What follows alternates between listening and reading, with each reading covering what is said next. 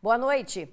Tiroteio suspende aulas em escolas no bairro Andorinhas, em Vitória. Foi a segunda troca de tiros em menos de 24 horas. Além da madrugada de terror, os moradores ficaram no meio do fogo cruzado por volta do meio-dia, bem na hora da entrada dos alunos na escola. Em uma das entradas do bairro, a patrulha. A viatura fica aqui direto, 24 horas por dia, exatamente para tentar inibir as ações criminosas que acontecem lá dentro. Mas não há hora marcada para os tiroteios. E mais um foi registrado no início da tarde de hoje. Segundo informações da Polícia Militar, o confronto aconteceu por volta do meio-dia aqui dentro do bairro Andorinhas, em 2 pontos. Um deles perto da escola do bairro, em pleno horário letivo. Uma situação muito complicada, a guerra do tráfico, entre gangues rivais aqui dentro do bairro, botando à mercê a população, muitos moradores que precisam morar, precisam viver nesse local, mas têm muito medo. A Polícia Militar foi acionada, cerca de 10 viaturas entraram aqui no bairro, até um helicóptero foi utilizado para poder tentar parar com esse tipo de confronto. A polícia entrou, foi até o local, mas os bandidos, assim que viram todo o poderio da PM, é claro, fugiram. Já as informações da assessoria apontam que uma viatura que foi dar apoio a uma detenção no bairro foi recebida a tiros por criminosos e houve confronto. Infelizmente, não é de hoje que tiroteios acontecem perto da escola. Na noite anterior, moradores viveram momentos de terror. Foram muitos, mas muitos disparos. Olha o tiroteio, ó. Segundo a polícia, 2 homens armados em uma motocicleta passaram atirando pela orla de Andorinhas e também Mangue Seco. E os tiros continuaram, com direito a rajadas. Tiroteio em Andorinhas, olha. O tiroteio foi tão intenso que deu para ser ouvido de longe. A 1 quilômetro no bairro Santa Marta, os moradores também registraram. Caraca! Hoje pela manhã, a repórter Suzy Farias e o cinegrafista Francisco Abreu entraram no bairro, claro, acompanhados da polícia, para garantir a segurança da equipe. Nos muros, os avisos das gangues da região. Perto da escola Isaura Marques, local dos tiros durante a noite e início desta tarde, diversas cápsulas de calibres diferentes. Mesmo espaço onde as crianças passam e chegam ao colégio, resguardadas ainda pela Guarda Municipal. Na orla, mais um ponto violento, mais cápsulas deflagradas, de armamento pesado, em meio às flores. Por aqui, impera a lei do silêncio. Já em outro bairro vizinho, Jardim da Penha, os moradores relatam o horror e o medo que vivem, mesmo de longe. Desesperador, porque principalmente que parece que está do lado mesmo da nossa casa e a gente conhece gente que mora lá, fica logo lembrando deles. Na hora a gente pulou do sofá e foi para a janela para ver, né? Gente, parece aqui na ponte, de cada ponte, de tanto tiro que tinha, né? É desesperador. Viver em Andorinhas está se tornando cada vez mais difícil. Os tiroteios são constantes. O medo ultrapassa os limites da região e assustam os moradores de bairros vizinhos. No final do mês de abril, essa imagem chamou a atenção. Atletas estavam na UFES treinando, tiveram que se abaixar com medo de bala perdida. Desde a prisão de um dos chefes do tráfico da região, Raoni Santos Cordeiro, que aconteceu no interior do estado, os moradores relatam que os confrontos se tornaram ainda mais frequentes. Enquanto os traficantes se matam, a população fica no meio desse fogo cruzado, clamando por amparo, pedindo segurança. Olha, gente, a Polícia Militar diz que as ações de abordagem são rotineiras ali no bairro Andorinhas e que a Força Tática reforça esse patrulhamento em horários estratégicos. Já a Secretaria de Educação de Vitória diz que os alunos do CEMEI Maria Nazaré Meneghelli e da Escola Municipal Isaura Marques, do turno da tarde, foram atendidos pelo ensino remoto emergencial, ou seja, em casa, e que amanhã as atividades retornam de forma presencial. A gente espera realmente, de fato, que a comunidade se sinta segura para ir pelo menos à escola. Foi marcado por muita comoção o enterro do policial militar assassinado ontem à noite em Linhares. Colegas de farda levaram o caixão do militar que fazia parte da Força Tática. Richard Pereira Rocha, de 35 anos, era soldado e foi assassinado com um tiro na cabeça quando estava de folga. O militar estava em um bar com mais 2 policiais quando um homem apareceu armado e atirou na direção das pessoas. Richard foi socorrido e levado para o Hospital Geral de Linhares, onde chegou em estado gravíssimo, mas não resistiu ao ferimento. O suspeito também foi atingido porque os PMs revidaram e ele morreu. Julian Harley é um dos suspeitos de envolvimento no assassinato do ativista político Jonas Soprani, que foi morto em junho deste ano. Essa troca de tiros aconteceu no bairro Shell, em Linhares. Até a metade do mês, mais de 70% da população adulta capixaba deve estar vacinada contra a Covid. E o estado vai receber o maior lote de imunizantes, 500 mil de doses. O anúncio aconteceu durante a coletiva de imprensa da Secretaria Estadual de Saúde. A expectativa é receber essas doses com regularidade, 2 remessas por semana. Devemos ter por semana pelo menos 2 grandes envios de vacinas aos estados brasileiros. Lembrando que o Espírito Santo recebe aproximadamente 2% do número total de doses anunciadas pelo Ministério da Saúde a todo o Brasil. Com 500 mil de vacinas até o dia 15 de agosto, a expectativa é chegar a mais de 70% da população vacinada e começar a aplicação em pessoas a partir dos 18 anos. Nós esperamos ainda este mês iniciar a vacinação da população com mais de 18 anos e acreditamos que, concluindo a vacinação das pessoas com mais de 18 anos, o correto dentro do PNI seria adotar a continuidade das demais faixas etárias pediátricas com a vacina da Pfizer ou com a possibilidade de, sendo autorizada a aplicação da vacina da Sinovac, a Coronavac produzida pelo Butantan, avançar inclusive em crianças no nosso país ainda este ano. Continuando no assunto, mais de 60 mil ainda não completaram o esquema vacinal. Para evitar o represamento de imunizantes, a SES estuda a possibilidade da D2 virar D1. No entanto, a nossa estratégia até esse momento está focada em mobilizar as pessoas que não completaram o seu esquema vacinal, que possam procurar o serviço de saúde e atualizarem seu esquema. O avanço da vacinação no Espírito Santo continua a passos largos, muita gente vacinada, mas também é muito importante a testagem, inclusive de quem já tomou a sua dose. Segundo a Secretaria Estadual de Saúde, entre os meses de março e julho, mais de 700 mil testes foram realizados e 10% deram positivo. Isso significa ainda uma parte importante da população que naquele momento estava contaminada com o vírus. Daí, todas essas medidas elas são adicionais e tão importantes uma quanto a outra. Usar a máscara, manter o distanciamento, se vacinar e testar. Com a volta às aulas em grande parte das escolas, municípios já começaram a testagem dos alunos. Nós estamos realizando testagem nas escolas, não para testar ou para provar que a escola é ou não um ambiente seguro, mas justamente para encontrar casos positivos, principalmente casos assintomáticos, que de transmissão comunitária, retirar esses casos, garantir o isolamento, a testagem de contatos e garantir ainda mais o reforço de um ambiente escolar seguro para trabalhadores e estudantes no estado do Espírito Santo. Está internado o adolescente de 15 anos que sofreu um acidente de bicicleta ao descer o Morro do Moreno, em Vila Velha. Segundo a família, ele teve fraturas e pode passar por cirurgia. A mãe e a tia afirmaram à nossa redação. O acidente poderia ter sido evitado, já que o adolescente sabia que a bicicleta do avô estava sem freio. O registro chama bastante atenção, você viu aqui no TN.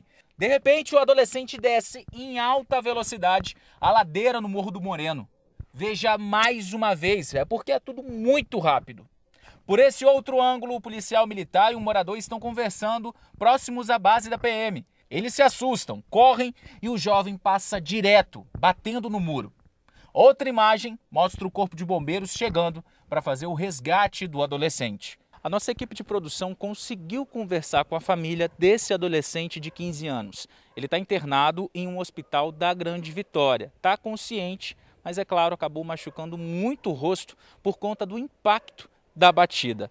A equipe médica está esperando desinchar os hematomas para ter uma noção da quantidade de fraturas que ele teve na face e aí sim descobrir se precisa passar por alguma cirurgia e quanto tempo ele vai ficar internado.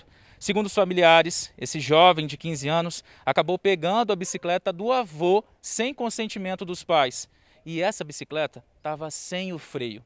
E aí aconteceu o acidente. Se você pensa em bike, nem ouse em andar nela sem freio. A dica, quase um mandamento, é do Fernando, ciclista há mais de 20 anos e também mecânico de bicicleta. O freio está atrelado aos cuidados fundamentais com o veículo. A maioria das bicicletas atuais, elas têm sistema de freio a disco, que costuma ter dois sistemas. Um que ele é hidráulico, à base de óleo, e o outro que ele é à base de cabo. Quando ele é à base de cabo, ele é chamado de freio mecânico, onde tem sempre a possibilidade dele quebrar com mais facilidade. O freio hidráulico, o que pode ocasionar a falha dele é algum tipo de vazamento, a falta da manutenção, que você tem que fazer constante, de forma preventiva. E diante do acidente, ele, que é especialista, aproveita para dar orientação. Longe de mim que isso lhe aconteça, mas diante de uma situação como essa aí, pula. É muito melhor você pular, sofrer umas escoriações, uns raladinhos no braço, na perna, do que você deixar a bicicleta te levar como passageiro dela, porque você está pulando, a tendência é que você vá continuar com o movimento no mesmo sentido dela. Então você vai batendo, vai quicando e vai diminuir a sua velocidade. E a bicicleta, deixa ela ir. Em instantes, o primeiro dia do julgamento do assassino do ex-governador Gerson Camata. Um instante só.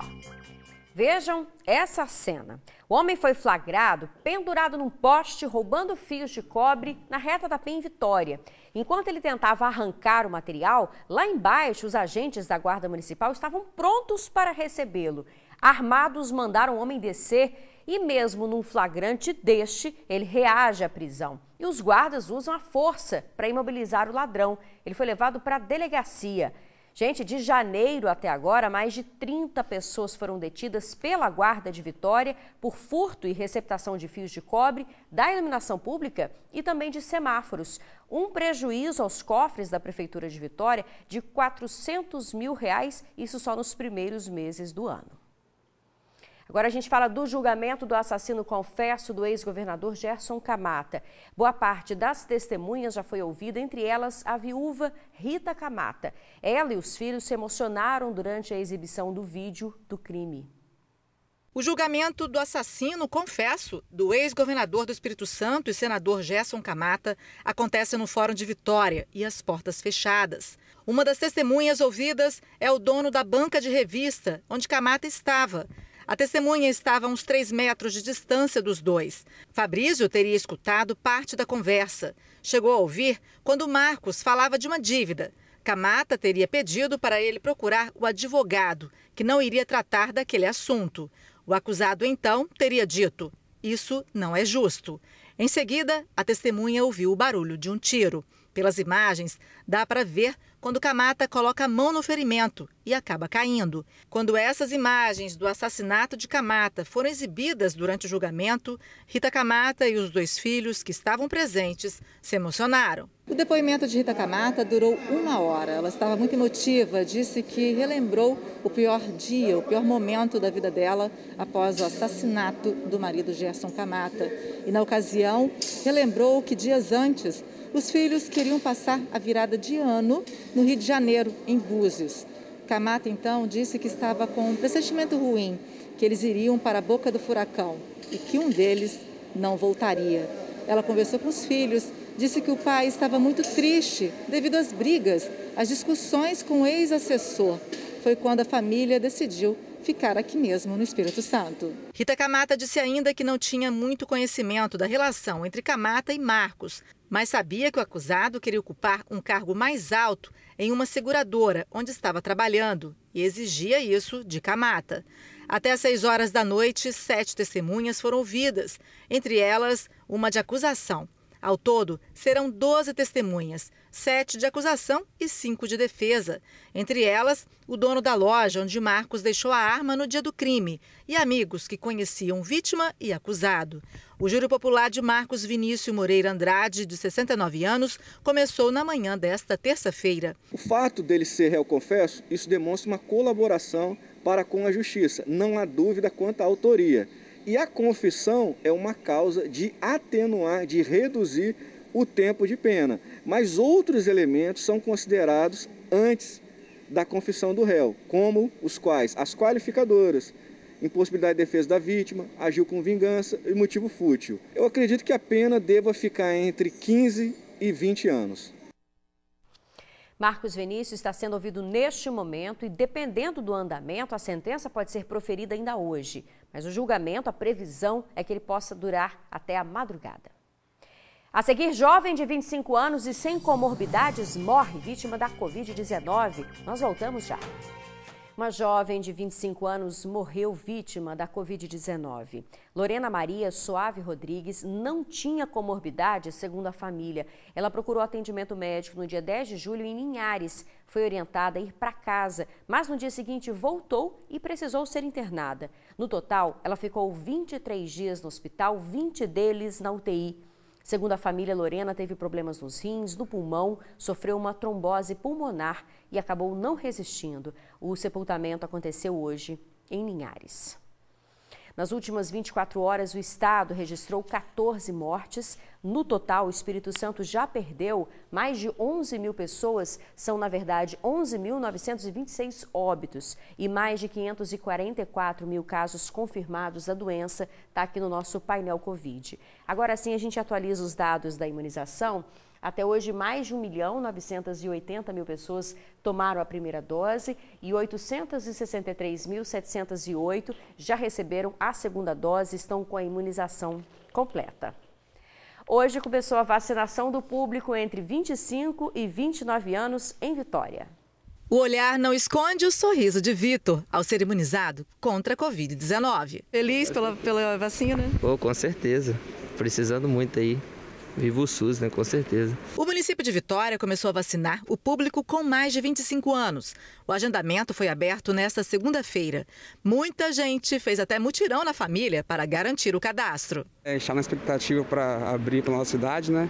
E quando foi divulgado, a gente fez um mutirão aí da família para conseguir marcar, porque a gente sabia que era muita gente nessa faixa etária. Aqui em Vitória, mais de 32 mil pessoas têm entre 25 e 29 anos de idade. Público que está no mercado de trabalho, nas faculdades.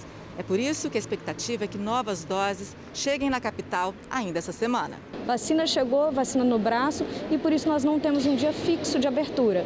Ontem nós recebemos imunizante, abrimos imediatamente, já estamos executando hoje. O município da Serra está vacinando quem tem mais de 32 anos. O agendamento pode ser feito nas segundas, quartas e sextas-feiras.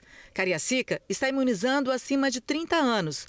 O agendamento será aberto nesta quinta-feira. E quem foi vacinado está satisfeito. Estava esperando há um tempo, né? Até achei que esse ano não ia dar, mas graças a Deus deu tudo certo. Estava louco para me vacinar logo. Agora é só aguardar a segunda dose. É isso aí, o TN2 fica por aqui, lembrando que você pode acompanhar a nossa programação ao vivo do celular. Basta acessar o nosso portal de notícias e clicar no Tribuna Online ao vivo. Boa noite para você.